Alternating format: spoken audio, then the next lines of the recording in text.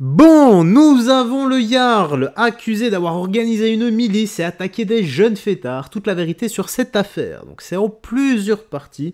Nous allons écouter ça. Mais avant ça, petit like et commentaire pour le soutien à la force et le référencement. Bien, trêve de bavardage, let's go. Nous sommes partis. Attends, je mets à fond. Voilà. Merci le Jarl d'être avec nous.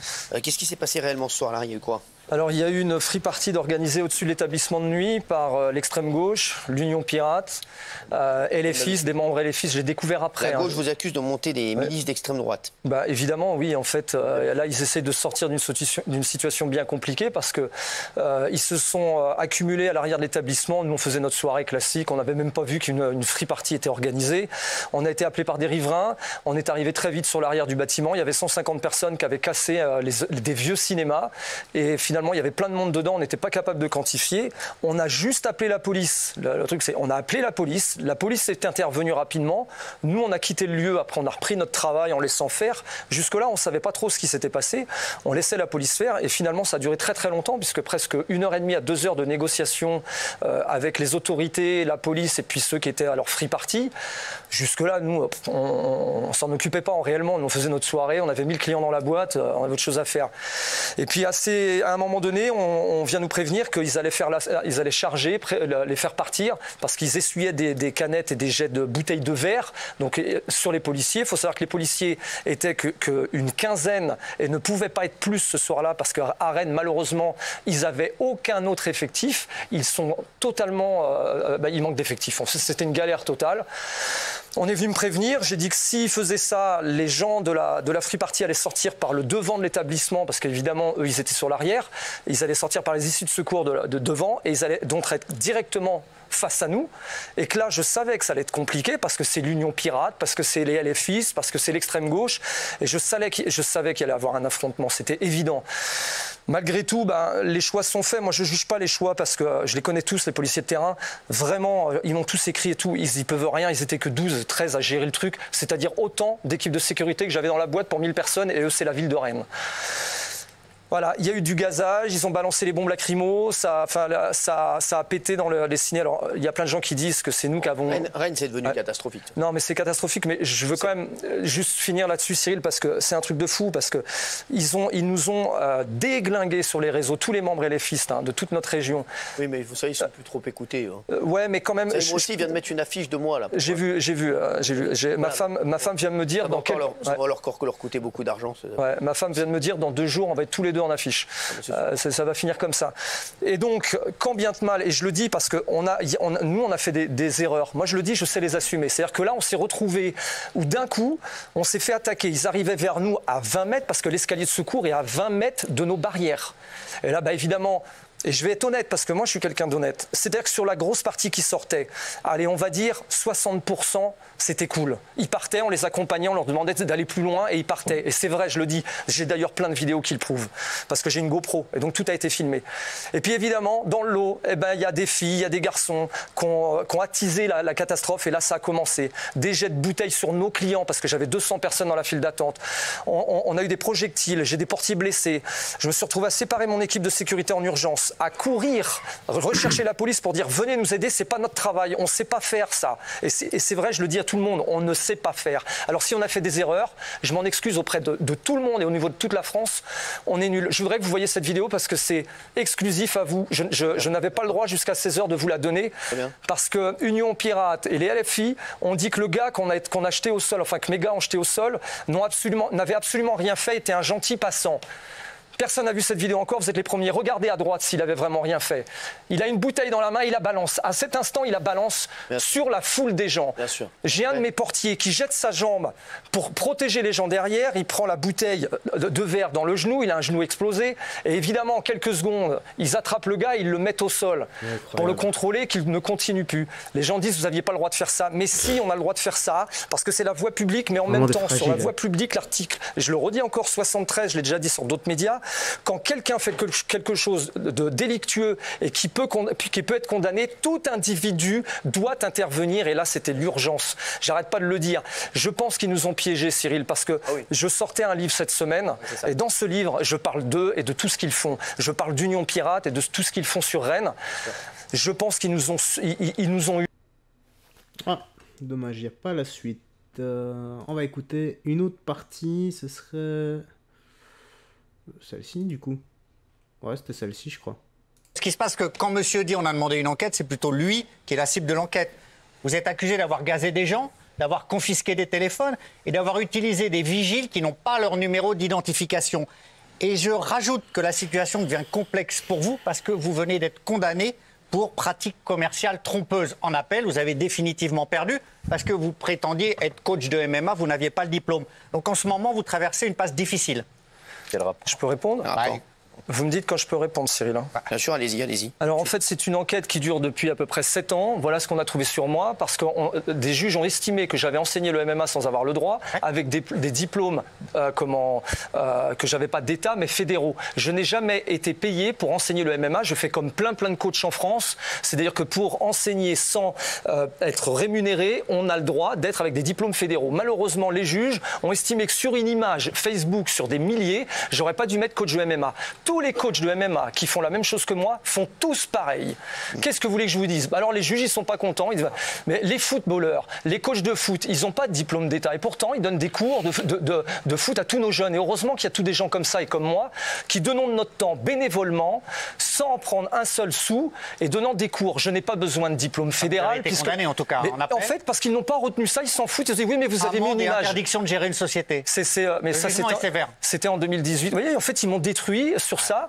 Qu'est-ce que vous voulez que je vous dise? Je vous donne des faits. Alors, c'est hors sujet par rapport à ça. C'est carrément hors sujet, mais c'est pas grave. Important pour le profil de monsieur. Oui, mais au moins j'ai pu y répondre. Merci Gérald. Moi, je trouve juste que vous êtes un peu l'incarnation, si je puis me permettre, en fait, de l'échec et de la faillite de notre état de droit. C'est-à-dire que pour moi, vous n'êtes pas CRS, vous n'êtes pas gendarme, vous n'êtes pas policier. Et ça veut dire qu'on est obligé d'avoir des gens qui donnent des coups de latte comme ça, des coups de bombes lacrymogènes ou qui fracassent des crânes sur le trottoir. Et moi, je suis très choquée en fait. Parce que moi, j'ai pas envie dans mon pays qu'il y ait des milices, qu'il y ait des gens qui se bastonnent comme ça le soir. Et en fait, je trouve que c'est catastrophique en fait. Alors, je sais pas si vous êtes une victime ou si vous êtes un bourreau dans l'histoire. J'ai l'impression que c'est un petit peu plus compliqué que ça. Non, mais un bourreau au sens, voilà. Je pense qu'il y en a des deux côtés en vrai. Je pense que personne n'est que blanc ou que noir dans l'histoire. Mais là, pour moi, ça, c'est un échec absolu. Parce que moi, j'ai juste envie que ce soit la police qui agisse et certainement pas. Mais ils n'étaient pas là. Je vais pas la police. On est allé la chercher, Géraldine. Mais qu'est-ce que j'aurais pu faire? Non, mais faut peut-être se poser des questions sur Rennes aussi, qui est une ville où il y a de plus en plus de problèmes. Et on sait que la maire de Rennes, voilà, il y a énormément de problèmes autour d'elle. Bien sûr. Et toi, pour les habitants de Rennes, vivent un calvaire. L'agresseur, pour toi, c'est quelqu'un qui fait usage d'armes de défense. La gaz lacrymo, j'en ai pris plein la gueule quand j'étais jeune. Je suis jamais mort. J'ai pas le titre de la soirée. Là, on a une version. Tu risques plus d'être blessé en prenant une bouteille en verre sur la gueule lancée par le mec qui a été plaqué au sol après. Excuse-moi. Il essaye de défendre ses clients et il y a des gens qui font une fête illégale, qui saccagent des lieux. Le scénario de la soirée, tu sais exactement ce qui s'est passé. Oui, parce que j'ai un peu bossé l'émission, contrairement à toi, visiblement. Oui, voilà. Moi, je peux te dire c'est une partie illégale, c'est illégal. Et ils attaquent des clients qui ne demandaient rien, qui allaient s'amuser en boîte. On défend les clients et après c'est toi l'agresseur. On n'a pas la même vision. Je dis juste qu'on ne règle pas ses comptes, on ne fait pas des milices privées. Oui, bien sûr. Est-ce que vous pouvez répondre? Géraldine, je suis complètement d'accord avec vous. En fait, ce n'est pas notre travail. Mes gars ne sont pas formés pour faire ça. On est allé voir, ma femme est allée chercher la police. Ils lui ont dit on ne peut pas venir. Je suis allé chercher la police. Ils m'ont dit on ne peut pas venir. Je fais quoi? Je laisse les gens se faire attaquer? Géraldine, on aurait dû faire quoi? Non, mais la prochaine fois, c'est quoi? C'est-à-dire qu'il y a quelqu'un qui va mourir? Est-ce que c'est de ma faute, Géraldine? Non, mais si vous tuez quelqu'un, vous vous rendez compte? Est-ce que c'est de ma faute, Géraldine? Non, mais il faut quoi, Géraldine? Alors, il vous restez enfermé dans votre boîte de nuit ou dans votre... Mais les gens sont dehors avant de rentrer dans la boîte, ils sont à l'intérieur. C'est dommage qu'on n'a plus la suite comme œuvre. C'est le temps d'arranger le problème. Mais c'est dommage. Honnêtement, qu'est-ce qu'on a ici? Fabrice Divisio, voilà. Vous voulez poser une question? Non, j'aimerais soutenir Géraldine. Je crois que parce que, en fait, là, moi, je veux bien comprendre qu'on peut faire justice soi-même s'il y a vraiment une menace. Mais là, la jeune fille qui s'est fait gazer, à quel moment elle était menaçante? Ou même le garçon qui marche s'est fait gazer une fois et quand tu as marché, il se refait gazer. Là, c'est juste de l'abus. Qu'est-ce qu'il fout là? Je l'ai expliqué en fait, c'est que vous voyez 20 minutes, mais même tu gazes pas quelqu'un qui parle, tu gazes pas quelqu'un il lance des bouteilles, il lance des bouteilles. Mais à un moment donné, quand les mecs lancent des bouteilles, on peut pas enfermer 1000 personnes dans une boîte de nuit. On peut pas empêcher des gens qui font. Je te parle de la jeune fille. Oui, mais qu'est-ce qu'il fait à un moment donné? Non, mais il y a eu de la provocation, c'est sûr. On connaît comment ça se passe. Pas des gens pour ça quand même. Vous êtes dans le monde de Wigan. Vous n'avez pas gazé, mais vous êtes dans le monde de Far West en fait. On meurt jamais. C'est pas le Far West. Vous savez pas ce que c'est que ces gens-là. Vous savez pas ce que c'est que ces gens. Regardez, vous en avez d'ailleurs un aperçu à l'Assemblée nationale dans un autre registre. Non, mais on peut. Non, mais les mecs, il faut arrêter. Je vais vous dire, c'est constamment c'est de la provocation. Provocation. Ils sont là pour ça. Ils attendent qu'une chose. C'est exactement le Louis Boyard. Hein. Louis Boyard, on est dans la rue. Je sais pas comment ça se termine. Voilà, le Yard, je sais pas comment ça se termine. Louis Boyard, on est sur un plateau, alors ça s'engueule un peu. Ça fait vraiment on s'embrouille comme ça devant une boîte de nuit. Ça peut partir en cacahuète. On va pas se raconter l'histoire. Il y a quand même un effet de meute là-dedans. Ah oui, un effet de meute, exactement. Donc à un moment, quand tu as une meute comme ça aussi, tu peux paniquer et tu peux te dire, il vaut mieux, voilà. Ils se nourrissent du chaos, donc. Bah oui, non, mais ils sont dans la provocation. On le voit bien. Ils provoquent à l'Assemblée nationale. Ils provoquent sur les plateaux de télé. Comme a dit la mère de Gauthier Lebray, qui doit nous regarder, elle a dit Cyril a été la première victime de la France insoumise. C'est-à-dire qu'ils provoquent, et ils attendent justement que tu fasses la faute. C'est ce qu'ils font à l'Assemblée nationale. Bah, c'est ce qu'ils font. Voilà. Donc c'est leur technique. C'est une technique révolutionnaire de guérilla, à tous les niveaux. Et après, ils viennent se plaindre. Ah, vous avez vu, on m'a insulté, ah bon, on m'a frappé, on m'a truc. Et c'est leur technique. C'est exactement ce qu'ils font. Regardez, moi, ils ont mis une affiche sur moi là aujourd'hui. Ils m'ont provoqué. Je vais en voir un, bien sûr, on va les attaquer, ils veulent me provoquer, mais après, voilà, comme d'habitude, c'est leur technique. Et après, ils viennent chialer. C'est leur technique à chaque fois. À part qu'ici, il y aurait pu. Enfin, ici, c'est hyper violent. Ah, bien sûr. Là, c'est quand même. Ils occultent, avec leur cabale sur moi, ils occultent l'essentiel, Cyril. C'est qu'ils sont rentrés dans un bâtiment désaffecté, extrêmement dangereux, qui est hyper dangereux. Le truc, il est à l'abandon depuis 8 ans. C'est une catastrophe dedans. L'électricité, elle est à main nue. Enfin, il y a les fils, ils pendent dans le vieux cinéma. Ils étaient 300 à l'intérieur. Illégal. C'est comment? C'est illégal. C'est illégal. C'est illégal. Et en plus, c'est dangereux. Raymond, non, mais c'est surtout c'est dangereux même pour eux. C'est dangereux même pour eux. Oui, mais tu gazes pas les gens. Je suis d'accord que tu gazes pas les gens, mais à un moment donné, quand tu viens dans le mec, il marchait, tu le gazes une fois, tu vois, il continue à marcher, pourquoi tu le regazes? Je suis d'accord avec toi, mais le problème, c'est qu'est-ce que tu fous là quand il y a du bordel? Barre-toi en fait, rentre pas dans le truc qui est illégal.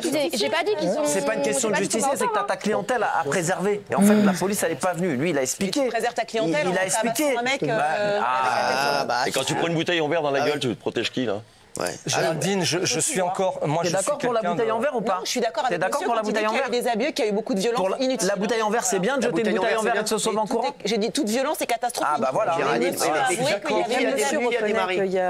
problème, qui est venu illégalement? Lui, il travaille, il a une boîte de nuit, il paye des impôts. Qui est venu illégalement foutre le bordel? Qui est venu illégalement foutre le bordel? C'est ça le problème, vous mélangez tout. C'est pas lui qui a été les chercher. Vous mélangez tout. Les mecs qui se sont dit bon, tiens, si on allait un peu les tabasser là-haut. Non, ils font une offre de sécurité. C'est pas pour le défendre, parce que gazer, c'est pas pour le défendre, parce que gazer, c'est quand on voit les images, c'est n'importe quoi. C'est pas pour le défendre. Mais t'as un mec qui travaille, qui a une boîte, qui est taxé, qui paye des impôts, qui fait des emplois. Il y a 1000 personnes dans sa boîte. Il y en a 200 qui font la queue dehors. T'as des mecs qui viennent, qui font n'importe quoi devant sa boîte, qui s'amusent à acheter des bouteilles de verre en le traitant de je sais pas quoi. Et il faudrait dire, ah ben on attend la police. Mais il y a 15 personnes, ils viennent voir.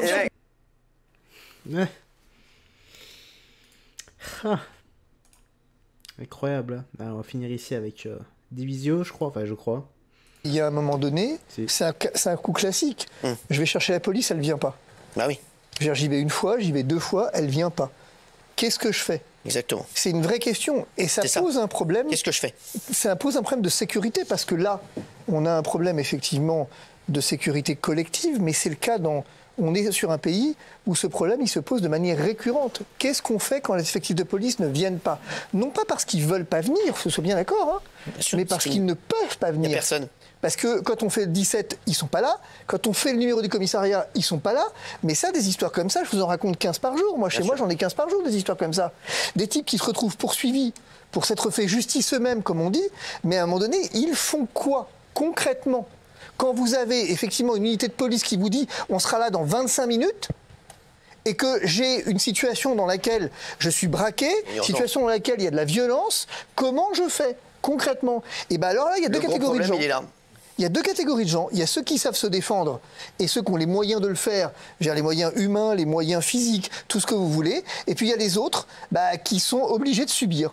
Voilà, c'est quand même le vrai problème. Et qu'il faut s'en prendre d'abord. Moi, je veux dire, c'est facile de dire « il ne faut pas ».